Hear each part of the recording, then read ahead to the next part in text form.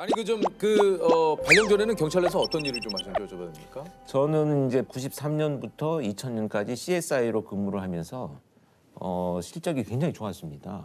근데 그때 갑자기 실적 얘기를 하셔가지고 깜짝 놀랐습니다. 왜냐하면 CSI가 되고 나서부터는 이제 붓을 들고 다니잖아요. 그렇죠. 뭐 그런 거 지문을 채취하고. 야, 근데 이게 되게 재밌더라고요. 그래서 동네 완전 초토화시켰어요. 도둑들이 들어와가지고 남겨진 지문 다 밝혀가지고 완전 초토화. 나도 모르게 드디어 내가 정말 잘하는 일을 찾으신 거예요. 아니 그럼 어렸을 때부터 꿈이 이제 경찰이셨던 거예요? 어떻습니까? 아니 저는 꿈이 사실은 없었어요.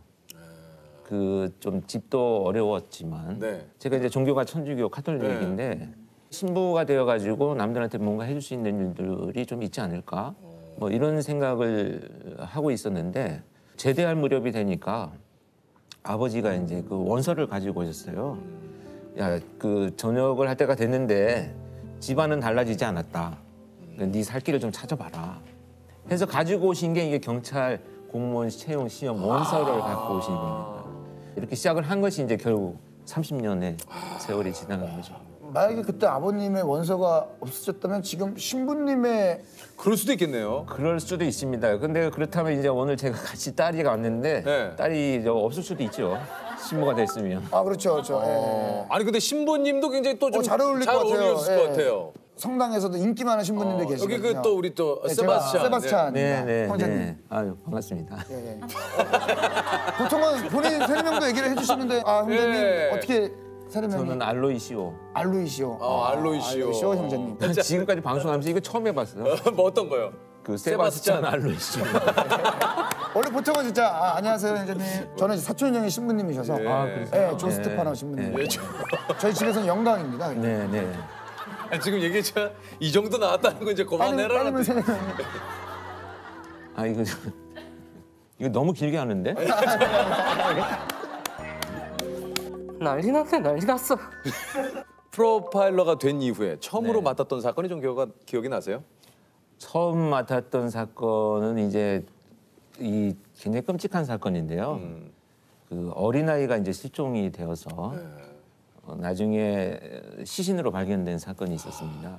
입에 올리기조차 힘든 끔찍한 사건이 일어났습니다. 5살 난 여자 어린이가 사라진 지 아흐레 만에 토막난 주검으로 발견됐습니다. 오늘 오전 8시 반쯤 서울 성동구 한 주택가 골목에서 배낭 한 개가 발견됐습니다. 안에는 지난주 이 동네에서 실종된 5살 김 모양의 사체가 토막난 채 들어있었습니다. 범인을 잡았지만 이제 그 아이는 돌아오지 못했죠. 근데 그 사건을 체포하고 나서 이제 범인하고 만나서 이제 면담을 하던 중에 점심을 같이 먹게 됐어요. 특히 아동을 그렇게 끔찍하게 살해한 범죄자하고 점심을 같이 먹으면서 야, 내가 이제 돌아올 수 없는 강을 건너고 있구나. 왜 이렇게 끔찍한 생각을 하고 있고 행위를 저지른 이 자와 내가 같이 밥을 먹는구나 지금. 그런 생각을 했는데 그 피해자 아이가 당시에 지금 우리 큰딸하고 나이가 비슷했었거든요. 범죄자들은 범행을 저지르고 남을 해치기 위해서 열심히 먹고 살고 나는 그 범죄자들을 검거하기 위해서 또 열심히 먹고 살아야 되는 그런 극단의 상황에서 같이 같은 밥그릇에 국그릇에 밥을 같은 숟가락으로 같이 떠먹으면서 나는 너를 잡으려고 몇 날 며칠 밤을 샜지만 너는 도망 다니고 사람들을 해치느라고 또 몇 날 며칠을 밤을 새웠겠구나. 이런 생각들을 처음 느끼게 된 거죠.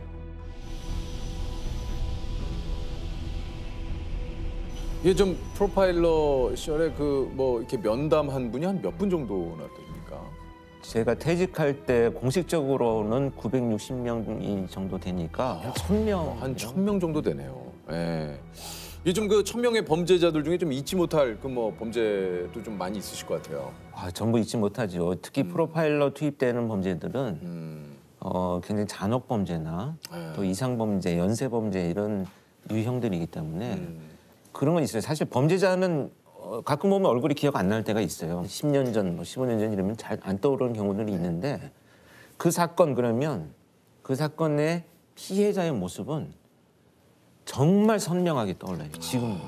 그 장면들이 어디 속에 있는 것 같아요, 머릿속에. 그래서 기차를 타고 제가 부산까지 가다가 보면 아, 대전 여기 그때 무슨 사건이 있었지. 아, 여기 그때 무슨 사건 때문에 내가 왔었지. 그러니까 모든 장소들이 사건의 기억으로 네네네. 연결이 되어 있어요. 아, 모든 장소들이 사건의 기억으로. 네, 연결이 되어 있어요. 그 중에서도 뭐 좀 우리가 알만한 사람이라든가 좀 기억에 남는 사건이. 기억에 남는 사건은 이제 가장 잔혹했던 것이 이제 그 2004년 1월부터 발생한 정남규 연쇄살인 사건이었습니다. 아까 아, 그 이수정 교수님도 그 얘기를 네, 했어요. 좀 이상하다 이런 생각을 해본 사건은 이제 정남규라는 연쇄살인범이 있었는데 지난 2004년부터 2006년까지 서울 서남부 지역을 공포에 떨게 했던 묻지마 살인 사건. 길 가던 어린아이나 집에 있던 부녀자를 성폭행하고 둔기로 내려치는 잔인한 수법으로 2년 동안 무려 13명이 살해됐고 20명이 중상을 입었습니다. 검찰에서 제가 한번 만난 적이 있어요. 면담을 했는데 그 지금도 기억나는 게 유영철보다 많이 죽이는 게 내 목표였는데 하고 굉장히 아쉬워하더라고요. 정남규는 유영철과 함께 범행 순간에 느끼는 쾌감을 위해 살인을 저질렀고 교도소 밖으로 나가면 다시 살인을 저지를 것이라고 말해 사람들을 놀라게 했습니다.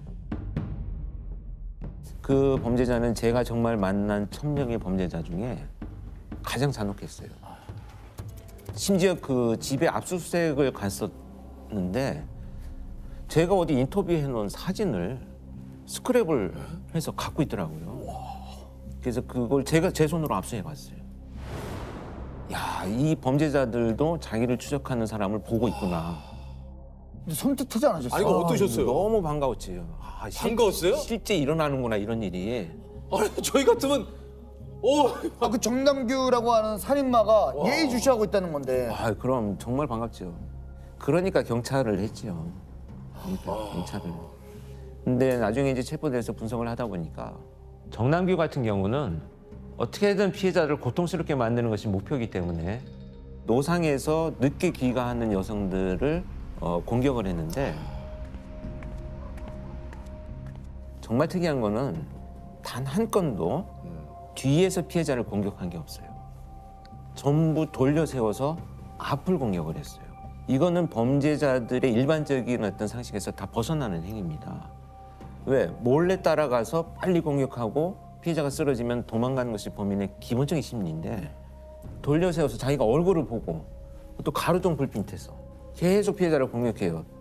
그 피해자의 어떤 그 고통과 아픔과 이걸 통해서 자기의 어떤 심리적 만족감을 추구하는 정말 잔혹한 그 동기를 갖고 있었기 때문에 피해자를 물색하지 못하는 날, 그러니까 살인을 저지르러 나왔지만 실패한 날이 있었어요. 그럼 어떻게 했느냐라고 했더니 예전에 살인을 저지른 곳에 가서 내가 서 있어 봤다. 너무 내가 행복했다. 이렇게 그 살인을 추억하는 정말 잔혹성이 가장 높았었고 일말의 반성이 없습니다. 결국은 이제 교도소 안에서 극단적인 선택을 하고 이제 말았는데 저한테도 편지를 많이 보냈었거든요. 그 편지를 보면 내가 이렇게 잡혀와가지고 더 이상 사람들을 살해하지 못하니 너무 답답하다. 그러니 사형 집행을 하든지 아니면 나를 좀 내보내달라. 사람을 죽이고 싶어서 나는 견디지 못하겠다. 이런 편지를 계속 보냈었어요. 그래서 이제 결국은 자기가 선택을 했는데 저는 그게 극단적 선택을 한 게 아니고 자기가 결국은 자신을 살해한 살인의 마지막이다. 이렇게 생각을 합니다. 스스로가. 스스로. 살인의 끝은 결국 자기였다. 이렇게 생각을 합니다. 아, 참 좀. 예. 참. 아니 정남규와의 면담을 통해서 미제 사건을 또 해결하신 게 있다고. 아, 네. 사건이 이제 발생하기 2004년에 발생하기 훨씬 전에 초등학교 이제 5학년, 6학년 학생들이 산에서 사망한 채 발견된 사건이 있었습니다. 미제 사건으로 남아 있었던 거고요. 근데 저는 그 수법이 굉장히 특이했습니다. 그 아이들을 제압한 수법이. 그래서 제가 왜 이런 방법으로 피해자들을 공격을 했는지를 이해하기 위해서 쓰던 컴퓨터 바탕화면에 시신 장면을 올려놓고 한 6개월을 매일 봤어요. 매일. 밤에도 보고 낮에도 보고 아침에도 보고 매일 봤어요. 매일. 이 정남규와 면담을 하면서 어릴 때 어떤 일이 있었네 했더니 자기가 어떤 그 범죄의 피해를 입었다라고 주장을 하는데 어떤 방식으로 피해를 입었느냐라고 했더니 그 방식대로 피해를 당했다는 거예요. 그 바탕화면에 있던 그 장면이 갑자기 떠오르면서 야, 이 사건의 범인이 얘구나. 그래서 나는 너라고 생각한다. 그랬더니 어떻게 얘기를 했냐면 야, 그거는 정말 그 모를 줄 알았는데 그것을 어떻게 알았냐. 그래서 제가 수백 번, 수천 번을 봤다. 너의 수법을. 그러니 내가 너를 모를 수 있겠느냐. 범죄자와 면담을 하다 보면은 지금 얘기를 들으면서도 너무 화가 나거든요. 이게 아마 그렇죠. 이 화 정도가 아니라 진짜 분노가 치밀어 오르는데 이거를 어떻게 이걸 네, 억누르고 이 격한 진짜. 감정을 이게 다스리십니까? 그거는 이제 목표가 있기 때문에 그렇죠. 그냥 이게 앞에 있으면 그냥 막 한 대 치고 그럼요. 싶은데요, 그냥 막. 예, 는 그냥. 그 감정은 억누를 수 없죠. 억누를 수가 없을 것 같은데요. 특히 이제 네. 그 행위들을 보고 나면 계속 그게 떠오르죠. 네. 근데 이제 목표를 가집니다. 이 이야기들을 다 듣고 차곡차곡 분석을 해서 또다시 이런 유사한 사건이 났을 때는 최대한 빨리 차단하고 체포할 것이다. 이런 목표 때문에 그 나머지 분노들을 내가 좀 다스리게 되죠. 그러면 평소에도 뭐 웬만해서 화낼 일이 없으시겠어요? 아유, 화낼 일 많죠. 퇴직하고 나니까 엄청 많아요. 아 그래요? 어떤 것 때문에 화가 좀 많이 나세요? 아니 뭐 집에서 뭐 갑자기 집 얘기는 네, 집에서 왜? 근데 집에서 이렇게 이제 노트북으로 일을 하고 있으면 뭘 시켜요. 그러니까 내 일을 인정하지 않는 것 같아. 아 집에 계시지 그때 않으면 일을 하는 건데 갑자기 설거지를 하라든지 아니면 뭐 분리수거를 해라. 지시 명령이 떨어지면 분리 배출이죠. 분리 예, 배출을 하러 가면 제가 갔다 오면 다 아주머니들이 나와 계세요. 네. 근데 집사람이 갔다 오면 다 남편들이 버린다는 거예요. 네. 이 현상이 왜 일어나는지. 그뭔 상관입니까? 그냥 아니, 내가 그러니까. 버릴 거 버리면 되지. 뭐 나랑 같이 버리는 분들이 꼭 아니 집사람이 이제 갔다 와서 네. 왜 다른 사람들은 다 남편이 보내주는데 내가 나갈 땐 남편들 네, 없던데. 없어요. 예. 그래서 제가 일단 잠복을 해봤죠. 아 이거 어떻게 된 것이냐?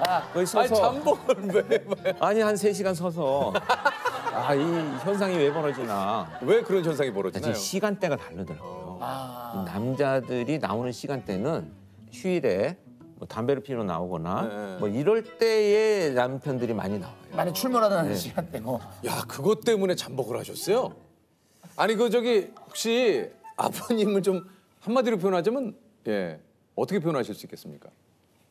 그냥 똑같은 아버지예요. 이렇게 말씀하시는 것보다 예. 집안일을 잘 안 하세요. 잘 안 하시던데. 오늘 드디어 이제 전쟁 시작됐네요, 이게. 드디어. 혹시 그 강호순, 유영철, 정남규 네. 이 세 사람은 서로가 어떻게 좀 다른 것 같으세요? 공통점은 그냥 비열한 성범죄자입니다.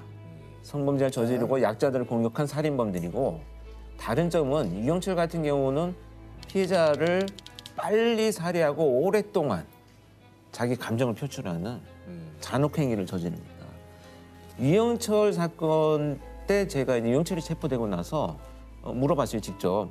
너도 범행 현장 가봤냐? 그랬더니 아니 뭐 언론에 다 뉴스에 보도되고 경찰이 무슨 뭐 증거를 찾았다, 뭐 누구를 수사한다 이런 게 다 나오는데 내가 왜 가볼 필요가 뭐가 있냐? 그래서 안 가봤다.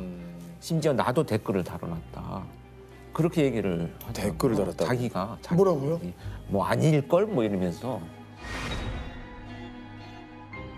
그리고 정남규는 오랫동안 굉장히 고통스럽게 범행을 저지르고 피해자의 시신은 그냥 뭐 마구 방치하는 이런 타입이고 강호순 같은 경우에는 이 두 가지가 섞여 있어요.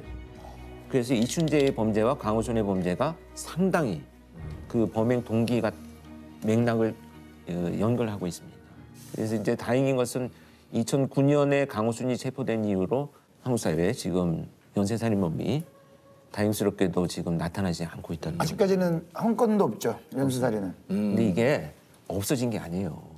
사실은 빨리 잡히는 겁니다. 그래서 제가 퇴직하기 전에 어떤 범죄자를 만나보면 야 이거 한 건으로 체포됐지만 이거 지금 체포가 안 됐으면 연쇄였구나 하는 자들이 있었어요. 이게 왜냐? 지금 이제 그 국민의식이 높아졌습니다. 사소한 이런 일들에 대해서 전부 카메라를 찍고 제보하고 이런 국민의식들, 그다음에 CCTV, 그렇죠. 블랙박스 뭐 이런 그 사회 안전망들이 사실은 그걸 차단하고 있는 거예요. 그래서 빨리 체포가 되는데 조금 우려되는 것은 그러다 보니 형량이 그렇게 또 길지를 않아요. 그래서 법정에서 이제 앞으로는 전문가들이 분석과 판단을 해서 재범의 우려가 높다면 예전의 어떤 그 법정에서의 잣대를 그대로 적용하기보다는 새롭게 현실에 좀 변화되는 맞는 현실적인 것으로 사회적 논의와 합의가 이루어져야 될 필요가 있다 이렇게 생각을 합니다. 아니 이게 저 네. 경찰 일은 언제 그만두신 거예요? 2017년도 4월 30일 날 제가 명예퇴직을 했어요. 이게 그 정년퇴직이 아니고. 아 명예퇴직이요? 어떻게 하시다가? 그래서 사표 낸 거죠, 사표. 아니 왜 사표를? 뭐 이제 그 나라는 존재로 좀 살고 싶다 이런 생각을 했어요. 왜냐하면 한 1000명의 범죄자를 만나다 보니까 몸에 질병이 생깁니다. 그 뭐 어금니가 빠지고 굉장히 뭐 몸이 안 좋아지고 또 공황, 뭐 우울 이런 문제들이 막 겹쳐서 이렇게 오게 되더라고요. 그래서 아 이건 내가 길을 가다가 갑자기 쓰러져서 내가 죽을 수도 있겠구나. 그래서 이것은 이제 내가 할 만큼 소임은 다 한 것 같다. 후배들도 굉장히 뛰어나고 그러니 나는 이제 좀 더 한 걸음 물러서서 좀 도와주고 또 나와 가족의 사람들을 찾는 것이 후회스럽지 않을 것 같다 이런 생각을 하게 됐죠. 그러고 나니까 이제 지금 굉장히 행복을 많이 찾았습니다. 그래서 사실 딸도 가족들이 퇴직을 하고 나니까 저녁 식사 자리가 되면 할 말이 없어요. 너 오늘 학교 가서 뭐 했어? 그러면 뭐 공부했지 뭐. 왜냐하면 공통된 과거가 없었던 거예요. 성장하면서 우리가 많은 야 너 어릴 때 뭐 했잖아. 아빠랑 뭐 어디 가서 뭐 했잖아. 이런 얘기들이 좀 슬프더라고요. 그래서 노력을 많이 했어요. 그럼 선생님 학교 가서 공부했어요. 그러면 선생님은 어떤 분이야? 그 선생님 좋아? 계속 제가 면담하듯이. 그럼 또 어떻게 이게 좀 뭐 보면 어떻게 의도한 다르게 이렇게 수사하는 것 같은데. 약간 프로파일링 하듯이 그래서 지금은 상당히 많이 회복이 됐습니다. 어떻습니까? 지금 그 아버님은 많이 회복이 됐다고 얘기를 하시는데 실제로 좀 느끼시기에도 좀 그런가요? 네, 옛날에 없었던 아버지가 새로 생긴 것 같아서 좋아요. 또 참 진짜 아주 강단명료하게 상황을 딱 정해. 제가 일단 여유로워진 것 같아요. 일단 새벽 2시, 3시는 휴대폰을 베고 잤었거든요. 이게 보통 새벽에 사건들이 많이 발생하니까. 뱃소리로 해놓고요. 예, 베고 자요 정말 머리 옆에 놓고. 지금은 이제 꺼놓기도 하고. 또 사실 또 안 와요 전화가. 딱 올 때도 별로. 가끔 좀 후배분들이 좀 전화하셔가지고 선배님 있을 때가 그립습니다. 그렇죠. 저는 어떻게 해야 됩니까? 저는 어떤 길을 가야 할까요? 막 이러면서 좀. 예. 아 진짜 근데 요즘에 예. 카톡을 보내요. 선배 이 사건 어떻게 생각하십니까? 생각하지 않는다. 다시는 보내지 마라. 제발. 생각하지 않는다. 이거 좋다.